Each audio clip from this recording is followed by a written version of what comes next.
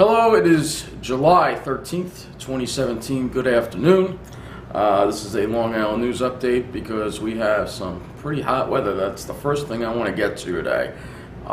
It's the first really hot day of the summer. Temperatures are in the mid-90s almost all across Long Island, except along the South Shore, in the immediate South Shore, where it's in the 80s. However, it is even worse in New Jersey. Because today is really hot, and I want to show you what it's like outside this afternoon across Long Island. And you can see temperatures in the low to mid 90s all across the island here, mostly northern and central. But right along the South Shore, it's in the low to mid 80s, and right at the beaches, it's only around 80. So there is a sea breeze here. Fortunately, it's one of the things I love about Long Island is that we get a sea breeze. And you can see it's definitely mitigating the heat, though it's a very weak sea breeze. It's not really getting too far inland. However, we can compare this to New Jersey, and you can see just how much hotter it is in New Jersey here. We're going over central New Jersey here. And you can see that we have temperatures that are well into the 90s, including a 100-degree reading right around in the Pine Barrens area there, west of Toms River. So it's probably going to hit 100 there, and there's not much of a breeze at all at the beaches. It's in the 90s there. You see, there's another 100 and another one right over here too. So, yeah, a brutal day in New Jersey. It is very hot there. This extreme heat is something that people really need to avoid and just stay inside, especially if you're in New Jersey. So you can see, looking at some of those temperature readings, that some of the places in New Jersey, particularly around Toms River, are going to hit probably 100 degrees today, which is quite hot, especially when you combine it with the fact that it's humid outside as well, which is, if you watched yesterday's video about me having to possibly leave Long Island, I honestly don't know how I would survive there. Which is why I really don't. I am absolutely dreading the thought of winding up living in a place like that. All right, let me make that clear. So hopefully that will never happen. All right.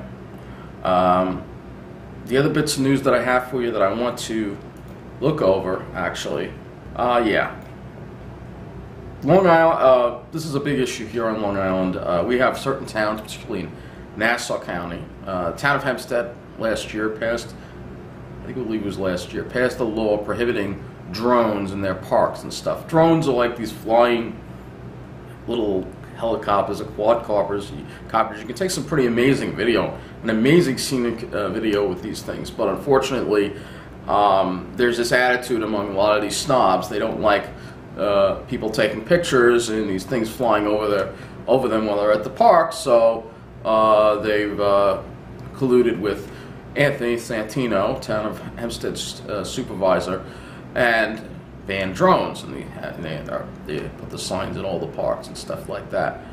Now Oyster Bay wants to join that and have their own drone ban as well, and I think that this is terrible.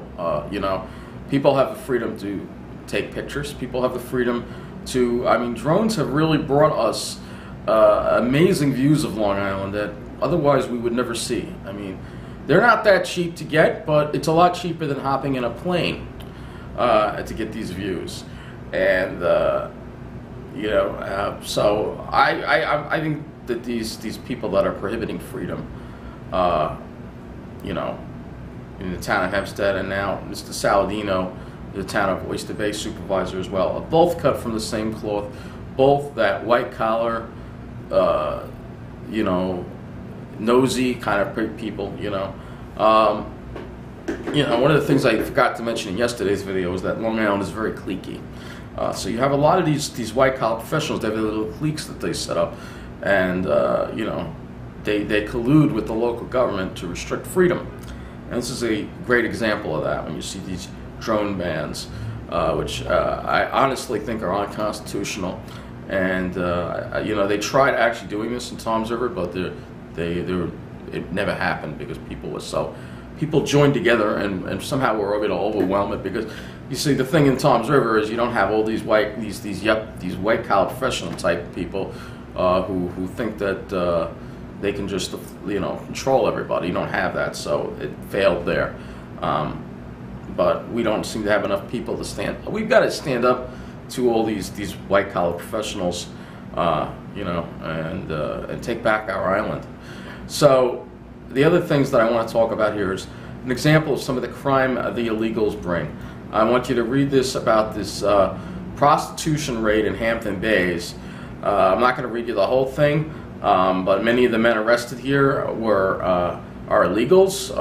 They had ICE warrants against them, and there's some pretty scary looking individuals. These are the kind of people I see here in Westbury. All right, and absolutely terrible. There's drugs in there. What are these pieces of trash doing in this country? Still, Donald Trump. Donald Trump. Don't even get me started on him.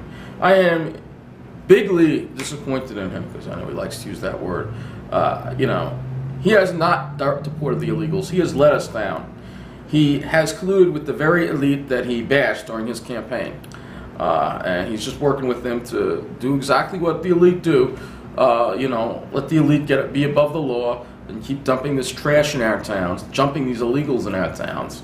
And for the people in Hampton Bays, at least these pieces of garbage were arrested, and hopefully they'll be deported. Some scary looking people. These are dangerous, disgusting human beings that don't belong in the country. All right, people like this. All right, and we need to get them out. All right, Trump said he was going to do it, and Trump, you need to start deporting, less hobnobbing with all these officials across the world. Start doing what you said you were going to do and get these illegals out of here. All right, we are still struggling with them, and the elite. We know the elite want them here. They've got their community set up in such a way that they can just segregate us and dump the illegals in only the lower income areas and only the less white areas. We're tired of it, man. We're tired of it. We are tired of this garbage being dumped in our towns. All right? It's time to take out the trash. That's what it's time to do. And then there was another horrible crime, too, in Greenport. I don't know if the guy was illegal or not, but a man was charged with murder after strangling a Greenport woman to death. And then I think something else happened in Copec. I'm not sure, but I'll put that in there if it did. But lastly, I don't want to make this a long one, but what I said yesterday, the segregation, discrimination, and I know I'm not the only one. All right, and I made these videos not just to get these feelings off my chest, but to make others aware of what's going on, to make other Long Islanders aware, say, hey, we've got to take back our island. Because I love Long Island. I think this is one of the best places to live in the country, but it's starting to get ruined. It's starting to get ruined because of these elites coming in, trying to price out the people who've lived here all their whole lives, and then also and then the dumping of criminals and illegals into other communities. We got to take a stand and take it back. We got to take back from the corruption. People like Ed Mangano. And speaking of Ed Mangano, it was almost a thing I almost forgot. He has a lot of his political appointees he put into union positions so they can't be fired when he leaves. People like Ed Mangano belong in jail. All right? And Saladino, Santino, they're all cut from the same cloth. All these crooked politicians, we got to get them out of office. They don't belong in our government. They belong in jail. All right? And so that's it.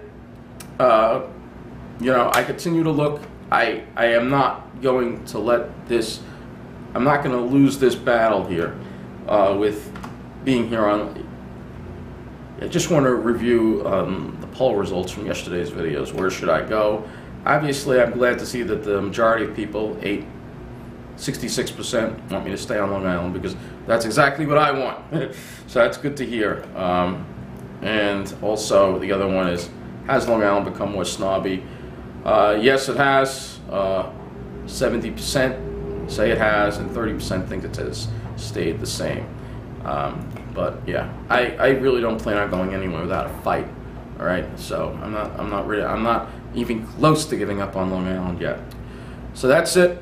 Take it easy. And please stay cool, stay hydrated today. It is dangerously hot out there. Thank you for watching.